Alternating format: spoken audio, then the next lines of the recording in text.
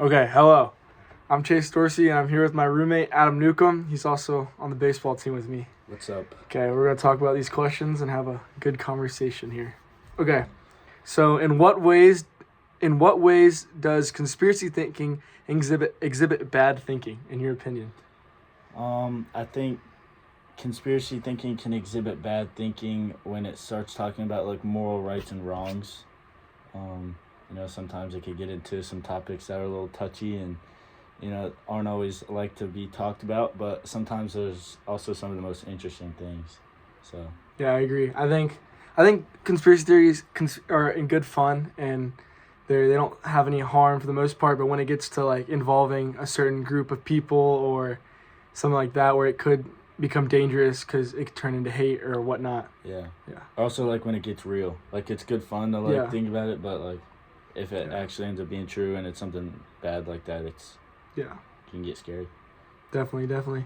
Um, when is a belief in a conspiracy theory simply harmless fun, or when might it prove more personally or socially dangerous? Um, like, trying to think of an example, like harmless fun, like Bigfoot's real, like stuff like that. I think a more dangerous one would be like the government is lying to us about this and that. And it kind of just puts distrust in your community and in your bubble of life. Yeah, I think like it kind of depends on the topic of it. Like you were saying, like Bigfoot, like that's all good fun. Everybody has their things, but also when they were talking about the conspiracy theory of the giant squid, it ended up being real. So True. you never know. And then yeah, like if it gets into government and like big political things or things that end up taking dust off of past history and revealing true secrets. Yeah. Yeah, I agree. I think you covered it pretty Basically, when good. they kind of come true. Yeah, yeah, That's I what I'm agree. saying. Yeah. I agree. How can we use good thinking to immunize ourselves individually or corporately against the appeals of beliefs held? Sorry, my computer's bugging. Appeals of beliefs held without or even in defiance of evidence. So, like, how can you use like good thinking and like realistic thinking to like get yourself away from these beliefs that like don't have evidence or like are just like you might believe them just because like people are saying that it's true or whatever. Yeah, I think kind of just staying away from like groupthink, like have your own Yeah. opinions.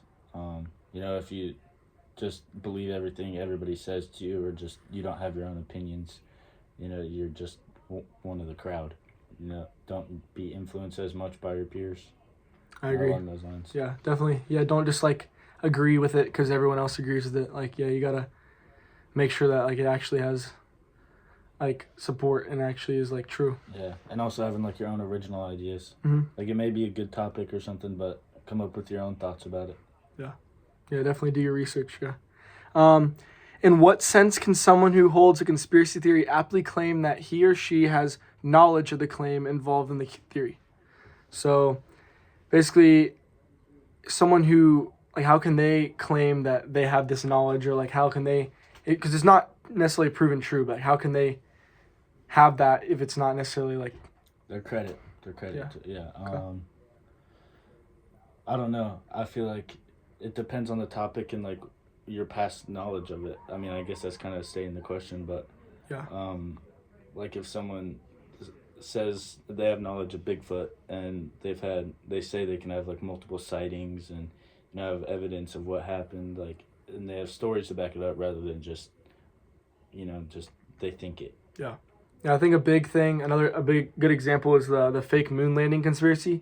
If any random person says they didn't do it or didn't land on the moon, like that doesn't really mean stuff. But when someone of credibility, like the engineer who wrote the book about it, saying it was fake, like that's credibility. But Yeah. the same thing with the people who are saying it's true, like NASA and the backed up people who have the facts that we truly did go to the moon. So like that. So yeah, I agree. Yeah. It's all about credit. Yeah, research and background knowledge. Yeah, definitely. Um, is holding to a conspiracy theory on the basis of pragmatic belief, i.e., I may not be able to prove this objectively or subjectively, any different from holding on to religious faith. Faith, sorry.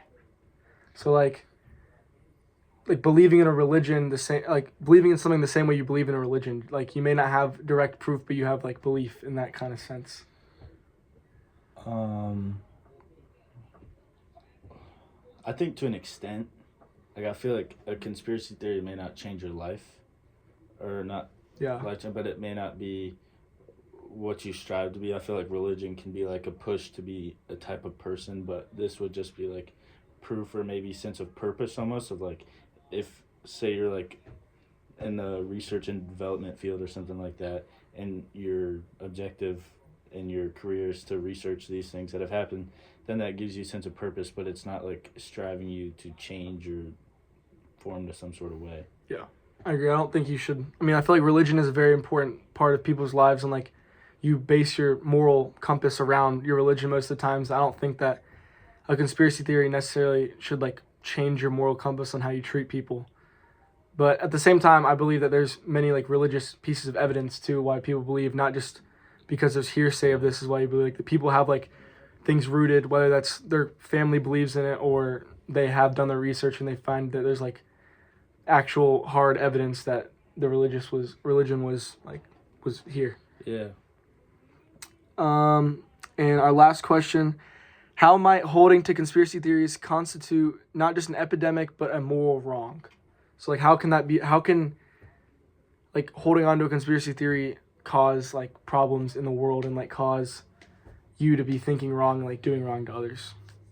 I think it could just be like discrediting past history of like, if you think then use the example we used earlier of the government hiding stuff or whatever, it's going to create like a polarization of the people of, these people are with them and these people aren't. And it's just kind of, instead of using each other's ideas and constructively coming up with a better thought, we're just kind of separating and, just separating. Yeah, I agree. I think when it starts to divide people for no reason, like it's getting out of the fact of just like having this theory. It's like that's when it becomes dangerous. Yeah, I think when you stick like strictly to research and furthering the topic, it's good. But yeah, I agree. All right, well, cool. Thank you for joining us here today, Adam. You're welcome, sir. And this is the final. Thank you.